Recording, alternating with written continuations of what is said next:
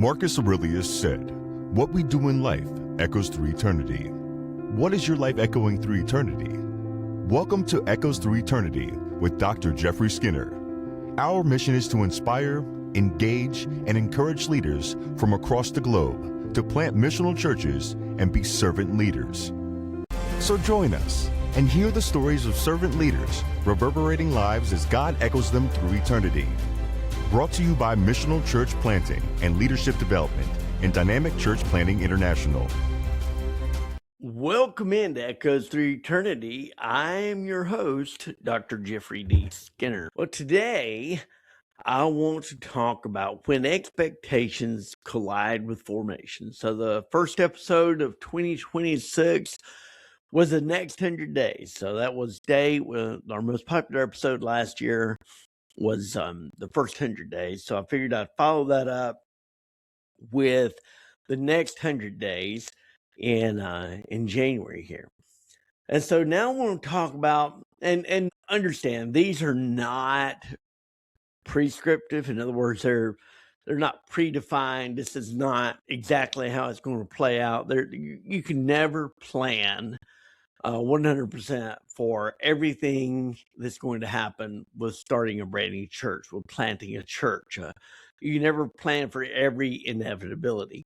There's a lot that you have to discern, a lot the Spirit is leading, and you have to be adaptable. Canoeing the Mountains is one of the best books I read on by Todd Bolsinger on adaptable leadership, which is key in today's environment.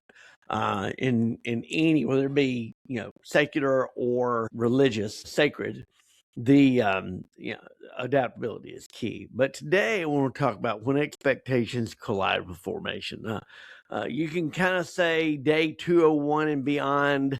But really, this is it could be day 101. It could be day 701. It could be 5 years into the church. It could be an existing church. But the reality is within the context of a church plant, as I talked about with day 101 and to the next 100 days, the newness is beginning to wear off. The shiny is beginning to wear off. And so there's a lot of pressure on the leadership, and it changes shape. And so I want to kind of talk about how you're leading and how it's going to be different in the context, especially now that you are well over 90 days into this work here. You're going on 4 months and beyond, actually. So day 200 would actually be 5 months into the church plant. So almost a year that you've been doing this. And so the pressure comes from people. Early pressure comes from vision. The later pressure comes from people, not because people are bad, but because expectations harden faster than formation. You have slowed into a rhythm, and others still expect speed. The early days are all about push, even to the point I am in the refinery here.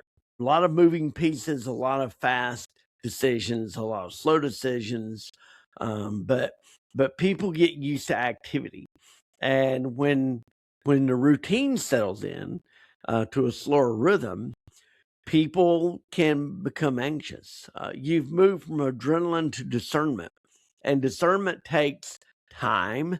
It takes a lot of conversation. Believe me, I've been discerning what's going on and what the refinery will look like. I've been discerning that long before I ever got to Nashville.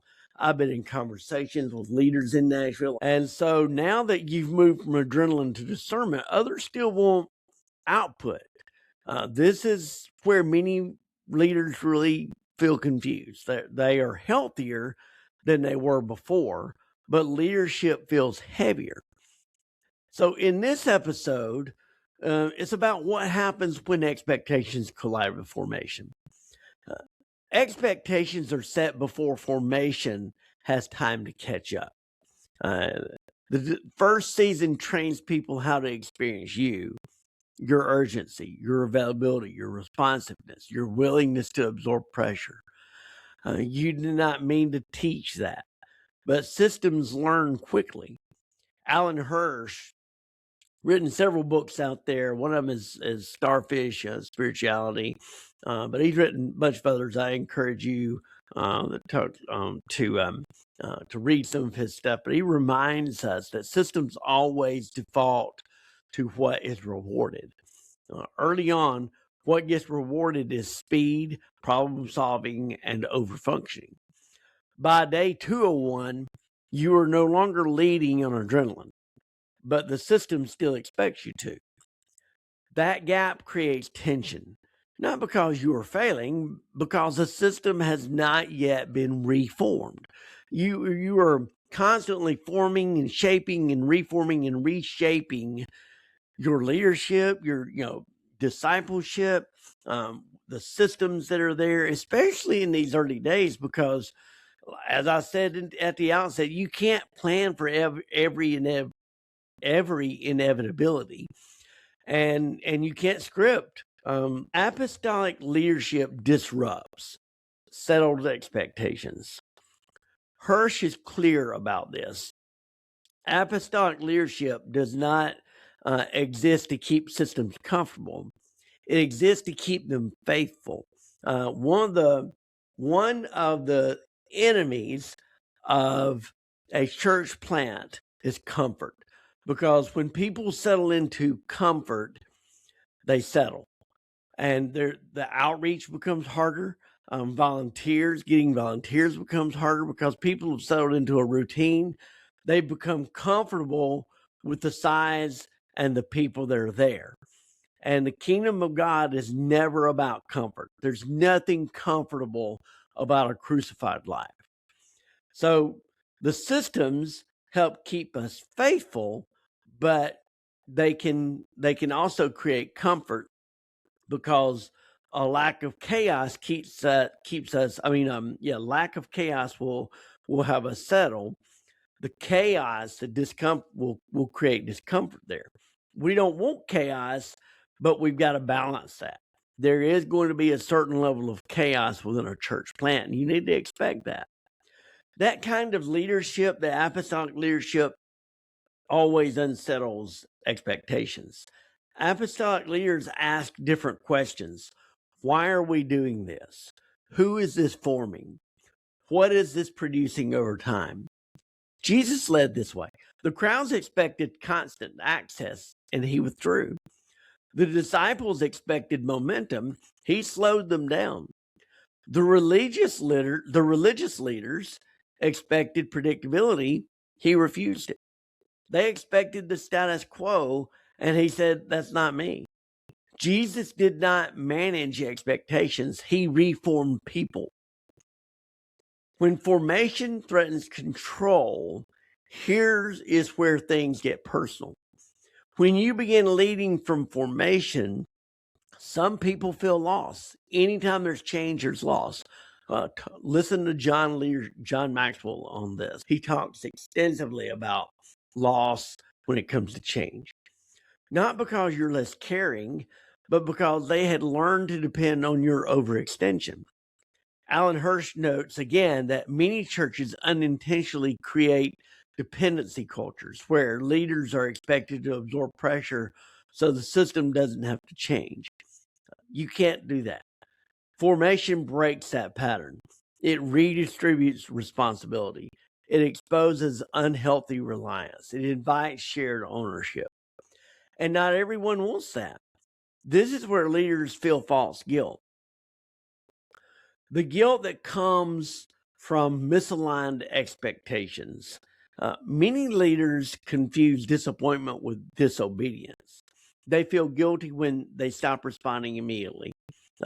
Believe you, this is where I live. If somebody sends me an email or a text, I feel like I got to respond immediately. I'm trying to learn to protect that margin, which is what you've got to do. They protect margin. Good leaders will protect margin. They'll ask others to lead. This is extremely important for ownership within the church. Otherwise, you're going to be a lone ranger and your church will always remain small. Size is not necessarily the goal, but you don't want to be stagnant, and you've got to keep leadership fresh. You want to keep a constant flow of people in there, and leaders and numbers are people. They represent souls to be saved, and I don't mean just a soul. I mean a soul is the entire body. So leaders have to delegate. They have to ask others to lead. They refuse urgency without discernment. That guilt is not spiritual, it's systematic. Richard Ward would say this is the ego trying to maintain control through approval. Alan Hirsch would say this is a system resisting change. Either way, formation presses you to keep going. When people miss the old version of you, some people preferred you before you were formed. They liked the leader who always was available, fixed everything quickly, absorbed conflict, took blame for everything that was wrong, constantly apologized, ran on adrenaline. When you change, they feel disoriented. Brian Zahn reminds us that Jesus disappointed people not because he lacked love, but because he refused to meet expectations rooted in power, access, or control. Formation will cost you approval, but it preserves your soul. Naming the shift without apology. Healthy leaders name formation clearly. Alan Hirsch emphasizes that adaptive leadership requires language. Unspoken change creates anxiety. Named change creates trust. So always explain what you're doing. Simple language is enough. My leadership pace has changed so this can last. We're sharing responsibility more intentionally.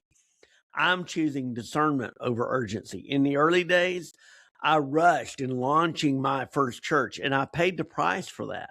I paid the price ministerially, and I paid in my ministry, and I paid the price personally. My family paid the price early in those early days because I had urgency or discernment. You're not defending yourself. You are shepherding the system through change. Shauna Sanger Gaines, my pastor, often speaks about leadership that invites others into maturity rather than keeping them dependent. Formation invites others to grow up. What this collision produces over time. If you stay faithful, some expectations will soften. Some people will step up. Some systems will adapt. Some relationships will shift. Again, this is not loss, this is pruning. In Reachable, I write that discipleship requires proximity over time, not constant access. Alan Hirsch, I think, would agree. Movement happens when leaders stop being the center and start being catalyst. Formation turns leaders into catalyst. A word for the leader feeling the weight. If leadership feels heavier for you right now, you're not failing. You're leading at depth. If expectations feel louder, it does not mean you're wrong. It means formation is doing its work. Systems resist change.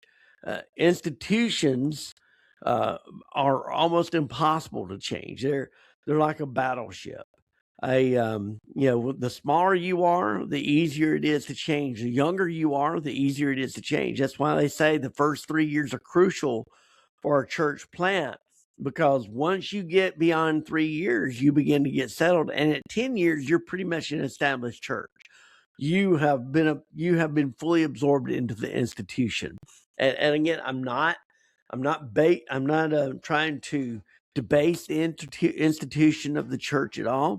Systems, institutions are important. They're venerable. They cement and finalize change and the best practices. But over time, they can be difficult to change. They're like a battleship trying to turn it around. You're not going to do that immediately. It's not a speedboat. Souls require formation. And so stay formed, stay clear, stay faithful. Day 201 teaches you how to live with resolved tension, not fixing it, not rushing it, holding it faithfully. You are not called to meet every expectation. You are called to form people who can share the work. That is how movements last. That is how leaders endure. That is how the church remains faithful. I encourage you to guard your rhythm, name your formation, trust God with expectations. He carries what you cannot. If this episode has been helpful to you, please share it with a friend, a pastor, a colleague. Again, this podcast is growing, but I still I still don't pay for this podcast. I don't make enough money off of sponsorships or anything like that to carry the cost of this. And so this is an expense. And as I move into ministry and planting the refinery, I need resources to help with that as well. And so I'm hoping that this podcast can become a source of revenue to even assist with some of the sponsorship, some of the expenses of the refinery, because I still have to, leaders have to be paid salaries, and all that is what I'm trying to figure out as we go forward. So bottom line, if you will share this, if you will comment on it, if you will like and subscribe to it, then that gets us towards the goal. We're expanding the kingdom here. This is not about me. I'm not trying to be famous. Don't want to be famous. I enjoy personal relationships. I enjoy getting to know people. The higher visibility you have, the less you're able to do that. And so, so that's why I say I'm not trying to be famous. I am trying to get this podcast out there and equip as many people as possible. Thank you again for making this one of the top podcasts in the podcast sphere last year. And with the help of the Lord, we'll continue that. In the meantime, I'm asking the same question I always ask. What is God echoing through your life today? If you enjoyed this, please like and subscribe.